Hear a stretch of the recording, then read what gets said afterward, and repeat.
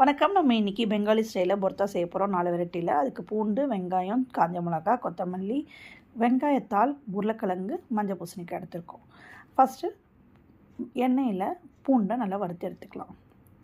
Next அதே எண்ணெயிலேயே காஞ்ச மிளகாவை வறுத்து எடுத்துக்க போகிறோம். பாருங்கள், இது புஷ்ஷுன்னு வந்திருக்கா, பலூன் டைப்பில் வந்திருக்கும். அதுதான் அதோடய ஸ்டேஜ் ரிமூவ் பண்ணுறதுக்கு. அடுத்தது வெங்காயத்தை ஸ்லைஸாக நறுக்கி போட்டு அதையும் வறுத்து எடுத்து வச்சுக்கிறோம்.